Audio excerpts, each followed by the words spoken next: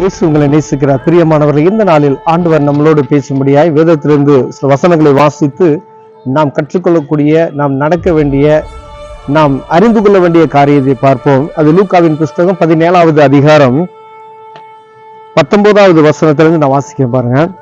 ஐஸ்வர்யமுள்ள ஒரு மனுஷன் இருந்தான்.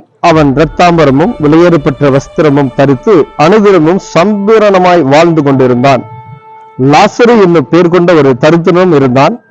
அவன் பருக்கள் நிறைந்தவனாய் அந்த ஐஸ்வர்வானுடைய வாசல் அருகே கிடந்து அவனுடைய மேஜையிலிருந்து விழுந்த துணிக்கையினாலே தன் பசியை ஆற்ற ஆசையா இருந்தான். நாய்கள் வந்து அவன் பருக்களை நக்கிற்று. பின்பு அந்த தரித்திரன் மரித்து தேவதூதரால் ஆபிரகாமுடைய மடியில் கொண்டு போய் விடப்பட்டான். ஐஸ்வர்யவானும் மரித்து அடக்கம் பண்ணப்பட்டான். பாதாளத்திலே அவன் வேதனைப்படுகிற போது தன் கண்களை ஏறெடுத்து தூரத்தில் ஆபிரகாமையும் அவன் மடியிலே லாசரவையும் கண்டான். அப்பொழுது அவன், தகப்பனாகிய ஆபிரகாமே, நீ எனக்கு இறங்கி லாசரு தன் விரலில் நுனியை தண்ணீரை தோய்த்து என் நாவை குளிர பண்ணும்படி அவனை அனுப்ப வேண்டும், இந்த அக்னி ஜுவாலையில் வேதனைப்படுகிறேனே என்று கூப்பிட்டான். பிரியமானவர்களே, ஆண்டவர் வேதத்துல அருமையாக எழுதி வைத்திருக்கிற ஒரு காரியம், லாசரு என்னும் ஒரு பேர் இருக்கிற ஒரு மனிதன் இருக்கிறான், ஒரு ஐஸ்வர்யவானும் இருக்கிறதை நாம் வேதத்தில் எழுதியிருக்கிறதை நாம் பார்க்க முடிகிறது. பாருங்க, அவன் ஐஸ்வர்யவான். அவன் வாசல்ல உட்கார்ந்து அவன் மேஜையிலிருந்து விழுந்து அது நிமித்தமாய் வரக்கூடிய துணிக்கைகளினாலே தன் வயிற்றை நிரப்ப ஆசையுள்ளவனா ஒரு ஏழையாய் ஒருத்தன் இருந்தான். பாருங்க, ஒரு வசதியான ஒரு வசதி படைத்தவனும் ஒரு ஏழ்மையான ஒரு மனிதனையும் வேதம் சொல்லப்படுகிறது. பிரியமானவர்களே, ஆண்டவர் இதை தெளிவா எழுதி வைத்திருக்கிறதை நாம் பார்க்க முடிகிறது.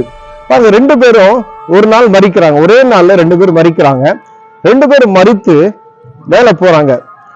பாருங்க, ஆபிரகாமினுடைய மடியில இந்த லாசர் எனப்படுகிற மனிதன் தேற்றப்படுகிறதை நாம் பார்க்க முடிகிறது. பிரியமானவர்களே, அப்ப பாருங்க, இந்த ஐஸ்வர்யவான் என்ன சொல்றான் அப்படின்னு கேட்டீங்கன்னா, ஆபிரகாம் கிட்ட கூப்பிட்டு இந்த லாசருடைய கையில ஒரு சொட்டு தண்ணியை எடுத்துட்டு வந்து என் நாவை குளிர பண்ணும், இந்த வேதனையில அக்கினி ஜுவாலையில நான் சாகுறேனே என்று சொல்லுகிற வார்த்தையை நாம் கவனிக்கும்படி அந்த நாள் அழைக்கப்படுகிறோம். பிரியமானவர்களே, பாருங்க, அந்த நரகத்தில் இருக்கிறவனுக்கும் இங்கே ஆபிரகாமினுடைய தேற்றப்படுகிறவருக்கும் இருவருக்கும் வித்தியாசத்தை உணர முடிகிறது.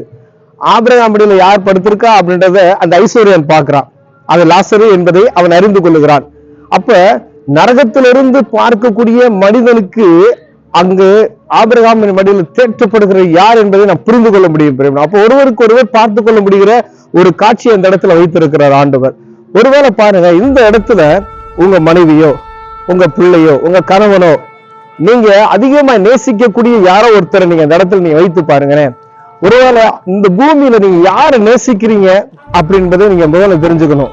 ஒருவேளை நம்ம ஊருக்கெல்லாம் நம்ம சுவிசேஷத்தை சொல்லுறோம், ஆனால் நம்ம குடும்பத்தில் இருக்கக்கூடிய, நம்ம விருப்பப்படக்கூடிய நம்ம பிள்ளைகளுக்கோ, நம்ம மனைவிக்கோ, மகனுக்கோ, மகளுக்கோ, புருஷனுக்கோ சுவிசேஷத்தை அறிவிக்காம விட்டுட்டோம் அப்படின்னா, ஒருவேளை இந்த நாட்டு வேதத்தில் எழுதியிருக்கிற பிரகாரம் அந்த பரலோகத்துல நடக்கக்கூடிய ஒரு பாருங்க பயங்கரமான ஒரு காரியம், ஒருவேளை மகன் இந்த இடத்துல எரிகிறதை பார்க்கிற ஒரு சூழ்நிலை உங்களுக்கு உண்டாகும். ஆனால் எவ்வளவு வேதனையா இருக்கும். ஒருவேளை உங்க மனைவி அந்த இடத்துல வேதனையை துடிக்கக்கூடிய ஒரு சூழ்நிலை உங்களுக்கு முன்பதா விரமானால் அது எப்படி இருக்கும் என்பதை பார்த்துக் கொள்ளுங்க. நீங்க பாசமா வளர்க்கிற உங்க பிள்ளை நீங்க அந்த இடத்துல நரகத்துல இருக்கிறது, நீங்க ஆபிரகாம் படியில தேற்றப்படுகிறது நீங்க பார்ப்பீர்கள், ஆனால் எவ்வளவு வேதனையா இருக்கும் என்று பார்த்துக்கலாம். ஒருவேளை ஆண்டவர் உங்களுடைய பிள்ளைகளுக்கு நீங்க செல்வத்தை சேர்த்து வைக்கலாம், பணத்தை சேர்த்து வைக்கலாம், எவ்வளவு ஆசையா வேணாலும் நீங்க வளர்த்துக்கலாம்.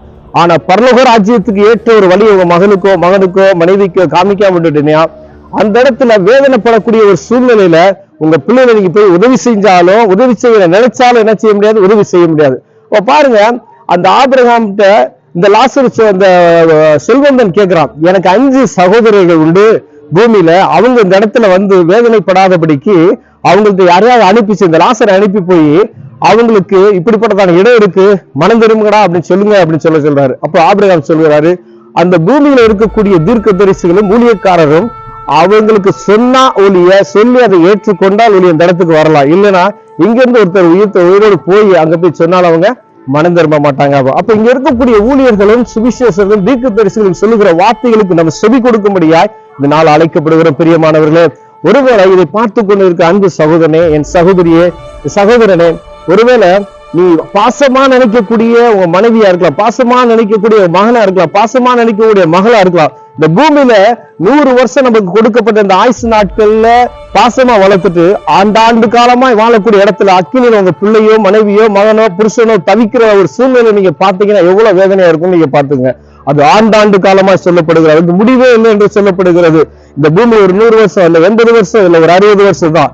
ஆனா நித்திய பரலோகம் என்பது ஆண்டாண்டு காலம், நித்திய அக்னி என்பது ஆண்டாண்டு காலம், அதுக்கு முடிவே இல்லை என்று வேதம் சொல்லுகிறது. பிரியமானவர்களே, பார்த்து வந்து அன்பு சகோதரனே, ஒருவேளை அந்த பரலோகத்துக்கு ஏற்ற வாழ்க்கை நம்ம வாழலாம்னு சொன்னா, ஒருவேளை இந்த நாள்ல ஒப்பு கொடுத்து ஆண்டவர் சமத்துல ஜெபம் செய்வோம். பிள்ளைகளையோ மனைவியோ ஆண்டவருக்கு ஏற்ற பாதையில நடத்துவோம். கண்கள் நம்முடைய ஜெபம். அன்பின் தகப்பனே, நம்ம காலை வேலை பொழுதுக்காய் நன்றியோடுமை துதிக்கிறேன். ஆண்டவரை எங்களை நாங்கள் தகுதிப்படுத்தினவரை, எங்க பிள்ளைகளை நாங்கள் தகுதிப்படுத்துறவாய், எங்க மனைவி எங்க குடும்பத்தில் இருக்கிறவங்களை தகுதிப்படுத்தும்படியாய் கர்த்தர் எங்களை உதவி செய்வீராக. அவங்களை ஆண்டவருக்கு ஏற்றவர்களை மாற்றுவதற்கு கிருபை பாராட்டுங்க. இயேசுவின் நாமத்தில் பிதாவே, ஆமென்.